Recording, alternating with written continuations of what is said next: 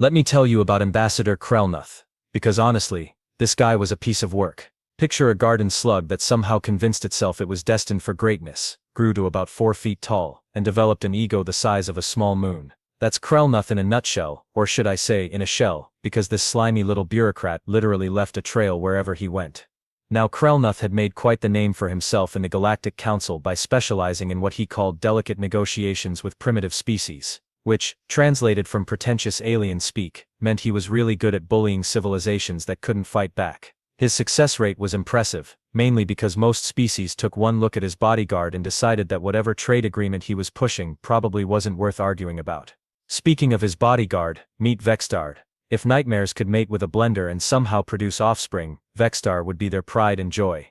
This thing stood 12 feet tall on legs that could crush a small vehicle, had arms ending in claws that could open a can or a ribcage with equal ease, and a mouth full of teeth that would make a shark weep with envy. Oh, and it could spit acid, because apparently the universe has a twisted sense of humor when it comes to evolutionary advantages. Vextar hailed from a charming little death trap called Mortis Prime, where the local wildlife considered genocide a recreational activity. The planet's tourism board, if it had one, would probably use the slogan "Visit Mortis Prime, you won't live to regret it." Everything on that rock was designed to kill everything else, and Vextar had clawed its way to the top of that particular food chain through a combination of ruthless efficiency and what could generously be called extreme violence. The Galactic Council had recruited Vextar after it single-handedly ended a civil war by eating both sides' leadership during a peace negotiation. They figured anyone crazy enough to hire this walking nightmare as security probably wasn't worth fighting with. It was diplomacy through intimidation, and it worked beautifully. So naturally, when the Council received reports about some upstart species called humans causing a fuss in Sector 7, they sent their dream team. Krelnuth would handle the talking, Vextar would handle the implied threats of horrible death, and everyone would go home happy. Well, everyone except the humans, but who cared about them? The briefing on humans was hilariously thin. Apparently, they were some kind of barely evolved primate that had somehow stumbled into space travel. They were so pathetically adapted to their own environment that they needed to wear artificial coverings just to survive their planet's weather. They had no natural weapons, no protective armor, and their bite force was laughably weak. The intelligence report actually used the phrase "harmless by galactic standards," which should have been everyone's first clue that someone hadn't done their homework. Krelnuth was practically vibrating with excitement as their ship approached Earth. This was going to be his easiest assignment yet. A few threats, maybe let Vextar flex a little, and these humans would be signing whatever trade agreement he put in front of them. He was already planning his victory speech to the Council about how he'd single-handedly brought another primitive species into the galactic fold. If only he'd known what he was really walking into. The landing at the human diplomatic facility should have been Krelnuth's moment of triumph. He had it all planned out in his slimy little head. Dramatic exit from the ship. Maybe let Vextar roar a bit for effect, watch the primitive humans wet themselves in terror, then graciously accept their surrender. It was going to be beautiful. What actually happened was considerably less dramatic and infinitely more confusing. The ship touched down at what the humans called the International Diplomatic Center, which sounded impressive enough, though Krelnuth noted with smug satisfaction that it was just a collection of boring concrete buildings. No towering spires, no intimidating architecture, nothing that screamed advanced civilization. These humans were even more primitive than the reports suggested. Krelnuth oozed out of the ship with all the dignity he could muster, which wasn't much given the whole leaving a trail of slime thing. Behind him, Vextar emerged like death incarnate, claws clicking against the metal ramp, acid literally dripping from its fangs. The apex predator let out what it considered an appropriately menacing growl, a sound that had made entire armies surrender without a fight. And then they met Ambassador Jake Morrison. Jake was standing there in what appeared to be a simple black suit, hands clasped behind his back, looking about as impressed as someone watching paint dry. He was maybe 6 feet tall, which made him look absolutely tiny next to Vextar, had graying hair that suggested he'd been doing this job for a while, and eyes that had clearly seen some things. When Vextar's roar echoed across the landing pad, Jake didn't even blink. Instead, he walked forward with a slight smile and said, "Welcome to Earth, gentlemen. I'm Ambassador Morrison. Hope the flight wasn't too rough. Can I offer anyone coffee? We've got a fresh pot brewing." Krelnuth was so taken aback he actually stopped moving, which meant he left an even bigger slime puddle than usual. This wasn't how first contact was supposed to go. Where was the fear? The trembling? The immediate offers of surrender? Vextar, meanwhile, was having its own moment of confusion. The apex predator had perfected its intimidation routine over decades of diplomatic missions. Step 1. Emerge dramatically. Step 2. Make terrifying noise. Step 3. Watch targets flee in terror or immediately grovel for mercy. There was no step 4 because there had never needed to be a step 4. But this human was just standing there, still smiling, apparently waiting for an answer about coffee. Jake seemed to notice their confusion and continued cheerfully. I know the trip from the outer rim takes a while. Always leaves me feeling a bit dehydrated. And you, sir, he gestured toward Vexstar with the casual air of someone pointing out a mildly interesting cloud formation. That's some impressive dental work you've got there. Must be hell to floss though, right? Vexstar's jaw actually dropped a little. In its entire career as a professional nightmare, no one had ever complimented its teeth, or asked about its oral hygiene routine. Krelnoff finally found his voice, though it came out as more of a strangled gurgle. We are here on official business of the Galactic Council. I am Ambassador Krelnoff, and this is my security specialist, Vexstar of Mortis Prime. Pleasure to meet you both, Jake replied, extending his hand toward Krelnoff, who stared at it like it might explode. And Mortis Prime, wow, heard that's a tough neighborhood. Bet you've got some stories. Vexstar made a sound that might have been agreement, which was weird because it usually just made sounds that meant I'm going to eat your face. Jake seemed to take their continued bewilderment in stride. Tell you what, why don't we head inside? Conference rooms got air conditioning, and honestly it's a bit warm out here for formal negotiations. Plus I think our catering team put together something special. They're excited to meet their first non-terrestrial guests. He started walking toward the building like this was the most normal thing in the world, calling over his shoulder. Fair warning though, they might ask for selfies later. Hope that's okay. Our social media team is really pushing the whole historic first contact angle. Krelnoff slithered after him, mainly because he couldn't think of what else to do. This was all wrong. Humans were supposed to be primitive and easily intimidated. They weren't supposed to offer refreshments and worry about photo opportunities. Vexstar followed, but its usual predatory stalking had been replaced by something more like cautious curiosity. The apex predator was starting to wonder if maybe the intelligence reports had missed something important about these humans. As they walked through the facility's corridors, Jake kept up a steady stream of casual conversation, pointing out various features of the building and asking polite questions about their journey. He treated Vexstar's presence like having a 12-foot death machine following them around was perfectly normal Tuesday behavior. And that's when it started to dawn on Vexstar that maybe, just maybe, these humans might be more than they appeared to be. The conference room was disappointingly normal. Beige walls, a long wooden table, chairs that looked comfortable enough, and absolutely nothing that screamed advanced Deathworld civilization. Krelnoff was starting to feel a bit better about the whole situation. Maybe this Jake character was just an anomaly. Maybe the rest of the humans would be more appropriately terrified. Jake gestured for them to sit, though Vexstar remained standing because 12-foot apex predators don't really do human furniture. So Jake began, settling into his chair like he was catching up with old friends. I understand you're here about trade negotiations. Something about incorporating Earth into the galactic economy. That's correct, Krelnoff said, trying to regain some of his authority. The Galactic Council has determined that your species shows potential for limited integration, provided you accept certain conditions regarding resource allocation and technological restrictions. Jake nodded thoughtfully. Uh-huh, and I'm guessing those conditions are pretty heavily weighted in the Council's favor. Well, naturally, more advanced civilizations require certain considerations. Right, Jake interrupted with a wave of his hand. The old protection racket approach. We've seen that before. Actually, that reminds me of something that might interest your friend here. He turned to Vexstar with genuine curiosity. You're from a death world, right? Mortis Prime. I bet your people had to get pretty creative to survive there. Vexstar made a low rumbling sound that might have been agreement. See, that's fascinating to me, Jake continued. Because Earth's kind of a death world too, though I guess we don't advertise it much. Vexstar, you mind if I show you something? I think you might appreciate our approach to survival. Before anyone could object, Jake had pulled out a tablet and was swiping through what appeared to be video files. This is footage from something we call extreme sports. Basically, humans who got bored with regular survival decided to make it more challenging.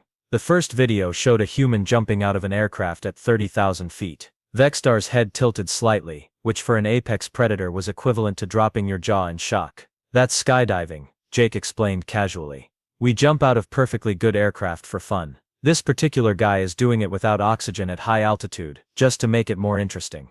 The next video showed humans throwing themselves off cliffs with nothing but elastic cords attached to their ankles.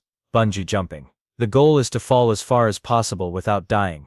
It's surprisingly popular. Vexstar was now staring at the screen with what could only be described as horrified fascination. Jake kept scrolling.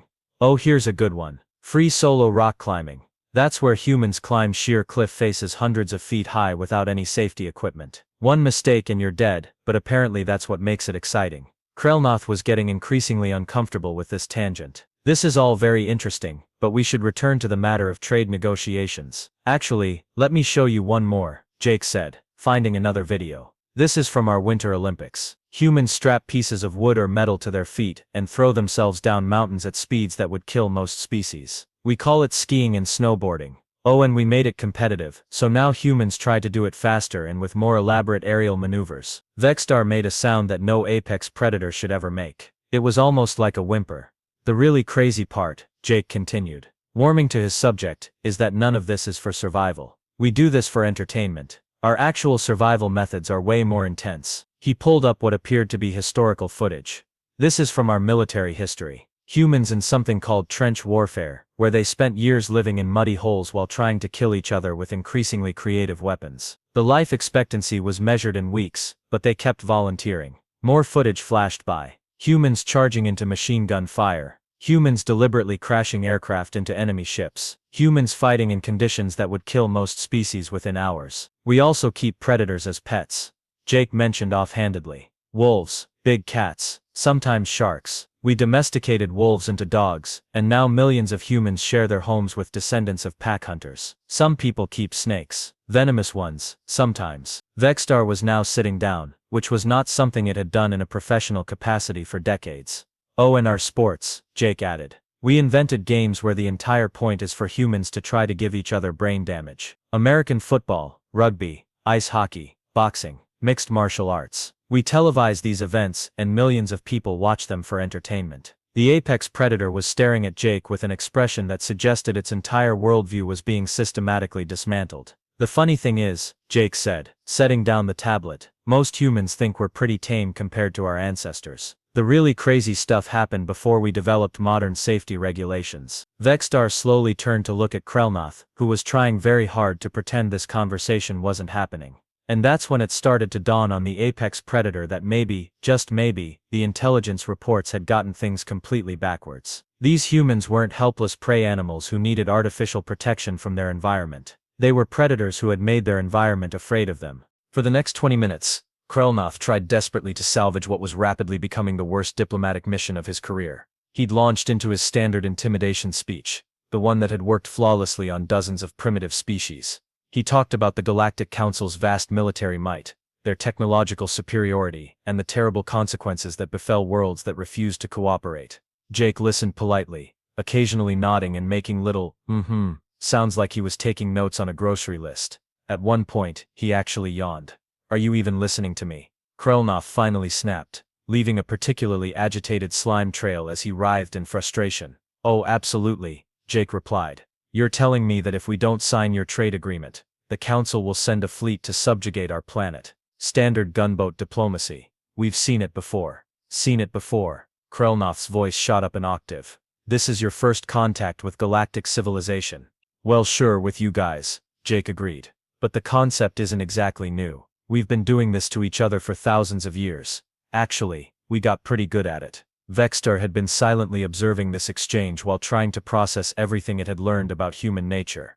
The apex predator was experiencing something it had never felt before, genuine uncertainty about whether it could actually win a fight. This was not a comfortable feeling for a creature that had built its entire identity around being the most dangerous thing in any given room. You want to know the funny thing about gunboat diplomacy? Jake continued conversationally. It only works if the other side is afraid of your gunboats. And humanity kind of has a history of not being particularly impressed by superior firepower. He pulled up another video on his tablet. This is from something we called World War II. See those ships? Those are Japanese aircraft carriers, at the time the most advanced naval vessels in the world. They'd just launched a surprise attack on our naval base at Pearl Harbor, sank most of our Pacific fleet. Krelnoth perked up. Finally, an example of humans being defeated by superior technology. Now watch what happened next, Jake said, advancing the footage. Those same humans, with their fleet in ruins, decided the appropriate response was to build bigger fleets and hunt down every single one of those carriers. It took them 3 years,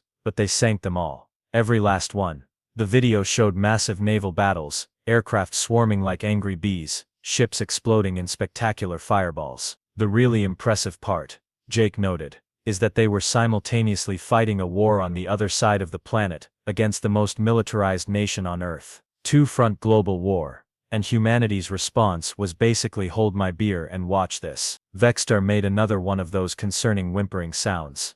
Oh, but that's not even the best part. Jake continued with the enthusiasm of someone sharing his favorite hobby. The best part is how they ended that war. See, the humans had been working on this little science project. Figured out how to split atoms and release all that binding energy at once. He pulled up footage of atomic bomb tests. Mushroom clouds bloomed across the screen like flowers of destruction. They built 2 of these things, dropped them on cities, and when the enemy still wouldn't surrender, they told them, "We've got more where those came from." Which was a complete bluff, by the way. They'd used up their entire nuclear arsenal, but the enemy didn't know that. Krelnoth was now staring at the screen with the same horrified fascination that had gripped Vexter. Course, after they won that war, they decided having weapons that could end all life on the planet wasn't quite enough. So they built bigger ones. Hydrogen bombs that made those first nukes look like firecrackers. Then they built thousands of them and spent 50 years pointing them at each other just to see who would blink first. Jake paused the video and looked directly at Krelnoth. Nobody blinked. They just kept building bigger bombs until they had enough firepower to sterilize the planet dozens of times over. We call it the Cold War, and somehow humanity survived it without actually ending the world. Though not for lack of trying. The silence in the room was deafening. Even the air conditioning seemed to have stopped humming. So here's the thing about your trade agreement, Jake said, his tone still perfectly conversational. You're basically asking a species that invented mutually assured destruction as a form of entertainment to be afraid of your fleet. That's like asking a shark to be intimidated by a goldfish. Krelnoth's slime production had reached critical levels. The floor around him looked like a small pond. But wait, Jake continued, holding up a finger.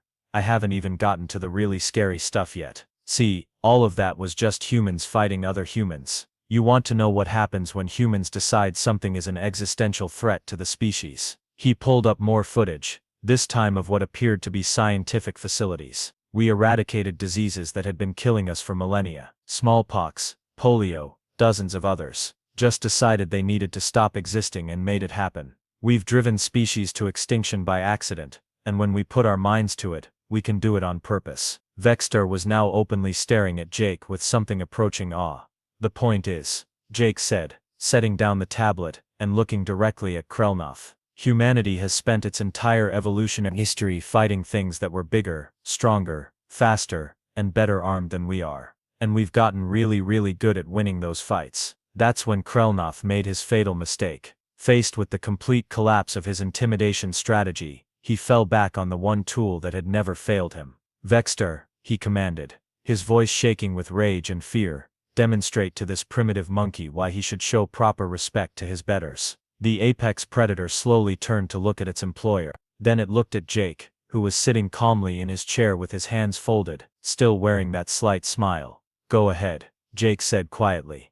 I'm curious to see what you've got. Vexter stared at this human who had just casually described his species' history of turning warfare into an art form, who spoke about weapons of mass destruction like they were sporting equipment, who belonged to a race that had domesticated wolves and made them into pets. And in that moment, Vexter had what could only be described as a moment of perfect clarity. These humans weren't prey. They were apex predators who had gotten so good at being apex predators that they'd actually gotten bored and started making up new challenges for themselves. Fighting Vexter wouldn't be a battle between predator and prey. It would be a battle between 2 apex predators, and only one of them had spent the last several thousand years perfecting the art of killing things that were bigger and scarier than they were. Vexter looked at Krelnoth one more time, then at Jake, then back at Krelnoth. And then the apex predator did something it had never done in its entire professional career. It walked over to Jake's side of the table, and sat down like the galaxy's most dangerous guard dog. The sound Krelnoth made wasn't quite a scream, and wasn't quite a death rattle, but it was definitely the sound of a career ending in real time.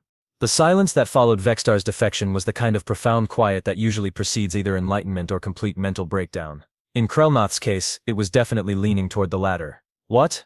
The ambassador finally managed to gurgle, his voice climbing into frequencies that probably violated several noise ordinances. Are you doing? Vexstar looked down at its former employer with what might charitably be called patience, though on a 12-foot apex predator it looked more like the expression a parent makes when their toddler asks why they can't eat dirt for dinner. I am reassessing my employment situation. Vexstar replied in a voice like grinding stone. It was the first time the creature had spoken since arriving on Earth, and frankly, everyone was a little surprised it could talk at all. Reassessing your employment situation. Krellnoth's slime production had reached biblical proportions. The conference room was starting to look like someone had dumped a barrel of cosmic jello on the floor. You have a contract. A binding legal agreement with the Galactic Council. Had. Vexstar corrected with the calm precision of someone who had clearly thought this through. Past tense. I am hereby terminating my employment effective immediately. Jake meanwhile was watching this exchange with the fascinated attention of someone discovering a new and particularly entertaining sport. You know, he interjected helpfully. Earth labor laws are pretty worker-friendly. We've got strong protections against hostile work environments and unreasonable employer demands. Unreasonable, Krellnoth shrieked, which caused him to spray slime in a radius that definitely violated personal space boundaries. I told it to intimidate you. That's literally its job description. See, that's where things get legally interesting, Jake replied, pulling out what appeared to be a legal document from seemingly nowhere. According to the Galactic Employment Standards Act of 2387, which I took the liberty of looking up while you were having your meltdown, no employee can be compelled to perform duties that would result in their probable death or dismemberment. Vexstar's head swiveled toward Jake with something approaching admiration. And based on our conversation about human military history, Jake continued. I think we can all agree that asking Vexstar to attack a human constitutes a pretty clear violation of workplace safety standards. This is insane, Krellnoth wailed. You're a primitive species. You should be cowering in terror, begging for mercy, offering tribute.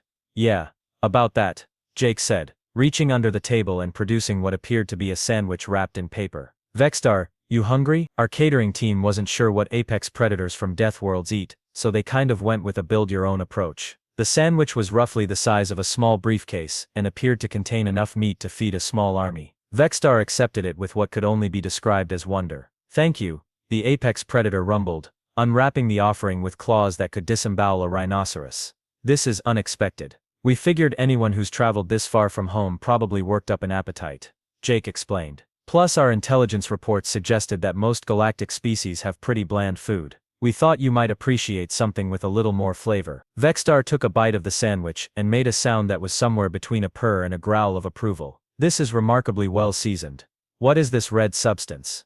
Hot sauce, Jake replied. Made from capsaicin peppers. Humans bred them specifically to be painful to eat, then decided we liked the pain and made it a regular part of our diet. You bred plants to cause yourselves suffering, and then consumed them voluntarily. Vexstar asked, pausing mid-bite. Pretty much, yeah. We've got whole festivals dedicated to seeing who can eat the most painful peppers without passing out. It's surprisingly popular. Vexstar stared at the sandwich with renewed respect. Your species continues to confound me. Wait. Krellnoth interrupted, apparently deciding that watching his former bodyguard bond with the enemy over spicy food was the final straw. You can't just quit. You have obligations.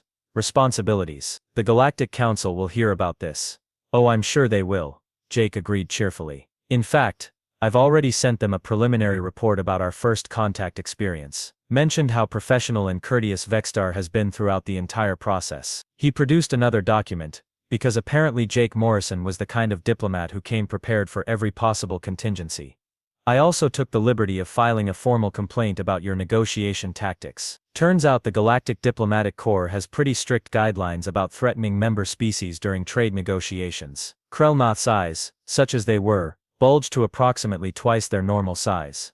Member species. You're not a member species. You're barely space capable. We're barely space capable, Jake corrected. Amazing what you can accomplish when you put your mind to it. We've had observer status with the Council for about 6 months now. Didn't anyone mention that in your briefing? The sound Krellnoth made suggested that nobody had mentioned that in his briefing. Here's the thing about humans, Jake continued, settling back in his chair like he was explaining something to a particularly slow child. We're really good at making friends with people who treat us with respect, and we're even better at making life difficult for people who don't. He gestured toward Vexstar, who was now halfway through the sandwich and looking more relaxed than anyone had seen the apex predator in decades. Vexstar here has been nothing but professional, polite, respectful, Didn't try to eat anyone despite probably being capable of taking out half our security team. That's the kind of behavior we appreciate. You on the other hand, Jake said, his tone remaining conversational, but somehow acquiring an edge that made the temperature in the room seem to drop by several degrees. Walked into our house, demanded we sign over our economic sovereignty, and when we politely declined, you ordered your employee to attack us. Krelnoth was now producing so much slime that the custodial staff was probably going to need hazmat equipment. So here's what's going to happen, Jake continued. You're going to take your little trade agreement, and you're going to leave our planet. And when you report back to the Galactic Council, you're going to tell them that Earth is very interested in establishing diplomatic relations, but we prefer to deal with people who understand that intimidation is not a substitute for actual negotiation skills. And if I refuse, Krelnoth managed to croak. Jake's smile didn't change, but something in his eyes did. It was the same look that had probably appeared in human eyes right before they decided to split the atom, or right before they figured out how to turn wolves into dogs. Well, Jake said quietly, that would be unfortunate. See, we've been looking for an opportunity to demonstrate our commitment to galactic peace and security. And nothing says Earth is serious about diplomacies like publicly prosecuting someone for violating interstellar law during first contact. He leaned forward slightly. I'm sure the galactic media would be very interested in the story of how the Council's top negotiator tried to use military force against a peaceful member species during a diplomatic mission. Krelnoth deflated like a punctured balloon, which, given the amount of slime involved, was a deeply unpleasant sight. This isn't over, he wheezed, though it came out sounding more like a defeated sigh than a threat. Oh, I think it is, Jake replied pleasantly. But hey, look on the bright side, you'll always have the distinction of being the first alien to visit Earth. That's got to count for something on your resume. He turned to Vextar, who had finished the sandwich and was now looking at Jake with something approaching gratitude. Speaking of resumes, Jake said, I don't suppose you'd be interested in discussing alternative employment opportunities. We're always looking for experienced security consultants, and frankly, your qualifications are impressive. Vextar tilted its massive head thoughtfully. What would such a position entail? Well, we've got a few more diplomatic missions coming up, Jake explained. Turns out when word gets around that you've made contact with humans, everyone wants to meet you. Most of them are probably going to be a lot more reasonable than your former boss here, but it never hurts to have good security. And the compensation, Jake pulled out yet another document. The man was like a filing cabinet with legs. Standard Earth diplomatic security salary, full benefits package, paid vacation, medical coverage, and a retirement plan. Plus, we've got this thing called workers' compensation that covers job-related injuries. You provide medical care for employees injured in the course of their duties. Vextar asked, sounding genuinely surprised. Of course, what kind of employer doesn't take care of their people? Vextar glanced meaningfully at Krelnoth, who was now sitting in a puddle of his own despair. Your terms are acceptable, the apex predator announced. I accept your offer of employment. And that's how the galaxy's most feared bodyguard became Earth's newest diplomatic asset. While Krelnoth learned the hard way that sometimes the primitive species turn out to be a lot more sophisticated than advertised. 6 months later, the galaxy had developed what could charitably be called trust issues regarding humanity. It started small, as these things usually do. Word spread through the usual diplomatic channels that Ambassador Krelnoth had returned from his mission to Earth, in what witnesses described as a state of complete psychological collapse. The official report filed with the Galactic Council was 3 pages of increasingly incoherent rambling about humans being unreasonably dangerous and disturbingly polite about their capacity for violence. The Council, being bureaucrats, initially dismissed this as the ravings of someone who'd had a bad first contact experience. After all, Krelnoth had always been a bit dramatic, and everyone knew that primitive species could be unpredictable. They filed the report under Diplomatic Incidents Minor and moved on with their lives. Then the follow-up reports started arriving. The first came from a trade delegation that had approached Earth expecting to find a naive species eager to trade raw materials for basic technology. Instead, they discovered that humans had somehow reverse-engineered galactic standard technology from the debris of a single probe that had crashed on their planet decades earlier. Not only had they figured out how it worked, they'd improved it. The human modifications were more efficient, more durable, and came with something called a warranty that apparently guaranteed they would work properly or the humans would fix them for free. The trade delegation returned with a mutually beneficial agreement and a lingering sense that they'd been outmaneuvered by people who had been playing this game for considerably less time than should have been mathematically possible. The second report came from a scientific expedition that had offered to share basic medical technology with the humans as a gesture of galactic goodwill. The humans politely thanked them, then proceeded to demonstrate their own medical advances, which included something called surgery, where they would deliberately cut people open to fix internal problems, chemotherapy, where they poisoned patients just enough to kill diseases without killing the patient, and vaccines, where they deliberately infected people with weakened versions of deadly diseases to prevent them from getting the full-strength versions later. The expedition leader's report included the phrase, "They perform controlled violence on themselves as a form of healthcare," and a recommendation that the Council's xenobiology department might want to revise some of their assumptions about baseline survival instincts. But it was the third report that really got the Council's attention. A routine patrol had detected an unauthorized ship in human space and moved to investigate, expecting to find smugglers or pirates. Instead, they found a human research vessel that was apparently conducting what they called asteroid mining.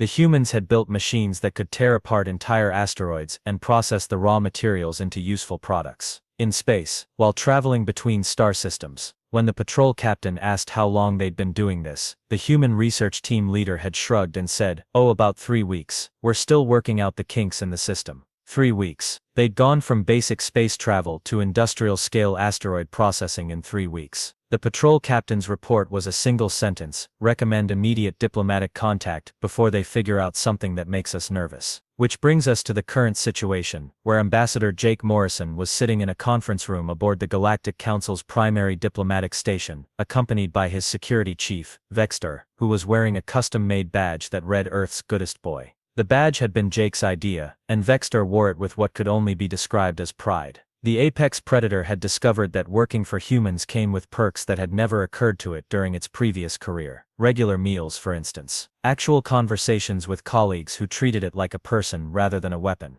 And something called job satisfaction, which apparently happened when your employers actually appreciated your work instead of just expecting you to be terrifying on command. The current meeting was with a delegation from the Centauri Trade Consortium, who had specifically requested human participation in negotiations regarding mining rights in the Outer Rim territories. Not because they needed human approval, but because they'd heard about the asteroid processing technology and wanted to discuss licensing agreements. "So let me make sure I understand this correctly," Jake was saying, reviewing the contract they'd presented. "You want to license our asteroid mining technology, but you also want exclusive rights to all mineral extraction in sectors 7 through 12, plus a 30% tariff on any goods we produce, using our own technology in those sectors." The lead Centauri negotiator, a crystalline being named Zarthox, made what might have been a confident gesture. "Those are standard terms for technology licensing agreements with developing species." "Uh-huh," Jake replied, making notes on his tablet. "And what exactly do we get out of this arrangement?"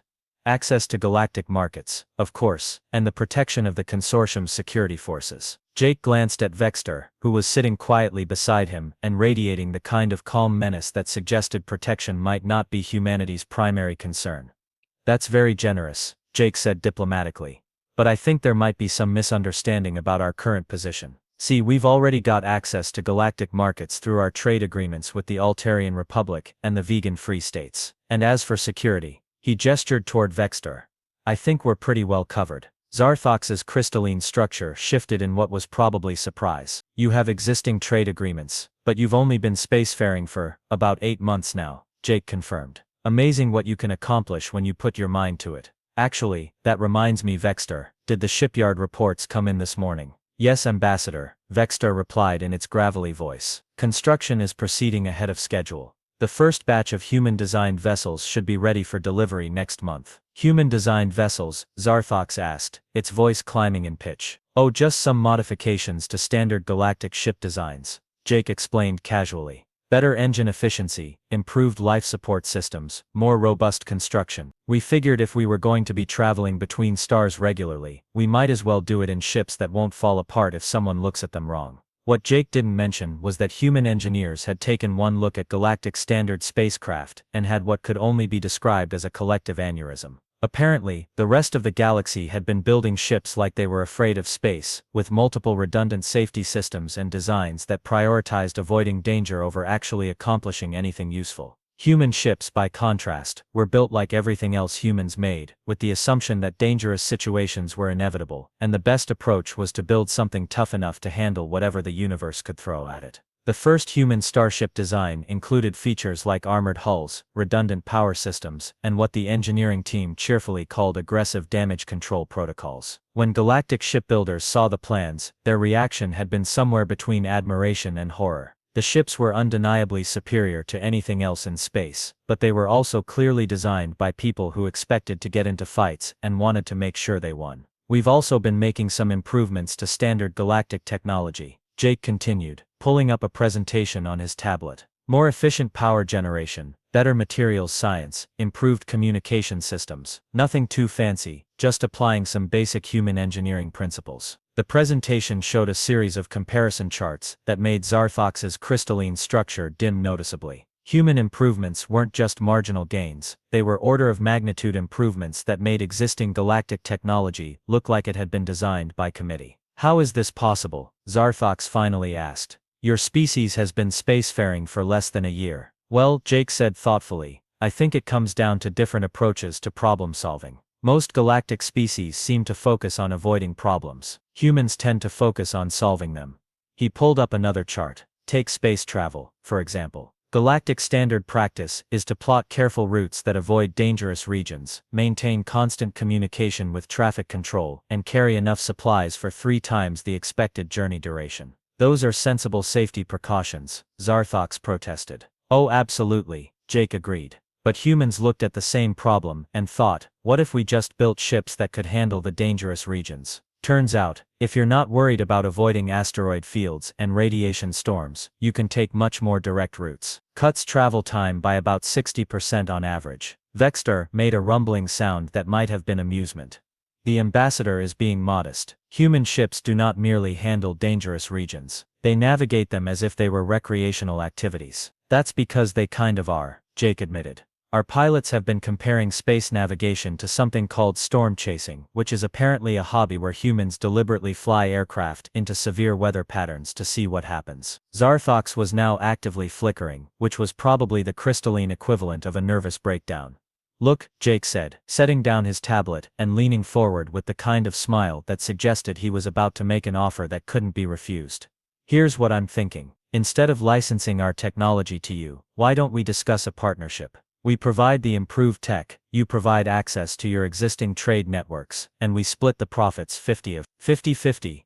Zarthox managed to croak. Well, 60-40 in your favor if you can guarantee exclusive access to the Outer Rim mining territories. Jake added generously. We're not greedy. What followed was 3 hours of the most intense negotiations Zarthox had ever experienced. Jake Morrison, it turned out, negotiated like humans did everything else, with a combination of cheerful ruthlessness and casual competence that left his opponents feeling like they'd been caught in a particularly friendly landslide. By the end of the meeting, the Centauri Trade Consortium had agreed to a partnership that gave humans significant mining rights, access to galactic trade networks, and a 60-40 split of all profits in humanity's favor. In exchange, humans would provide improved technology and what Jake called logistical support. Pleasure doing business with you, Jake said, shaking Zarthox's hand with the kind of firm grip that suggested this was the beginning of a beautiful friendship, whether Zarthox liked it or not. After the Centauri delegation left, Vextar turned to Jake with what might have been curiosity. Ambassador, may I ask a question?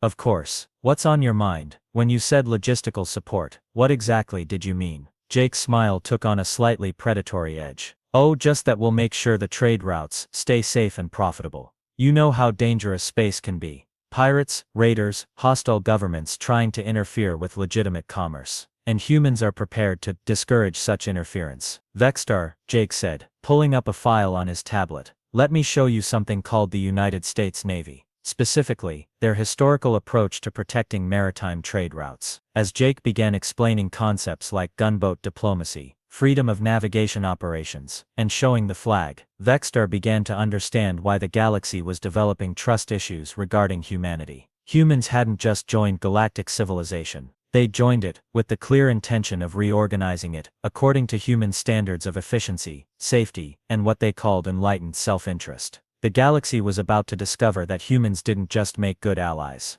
They made terrifying enemies, and even more terrifying friends. And somewhere in a minor trade station in the Outer Rim, Krelnuth was filing reports about shipping manifests, and trying very hard not to think about the fact that his entire career had been ended by a species that considered jumping out of aircraft a recreational activity. The universe, Vexstar reflected, had a sense of irony that would have impressed even the predators of Mortis Prime. And humans, apparently, had a sense of humor that made the universe's irony look subtle by comparison.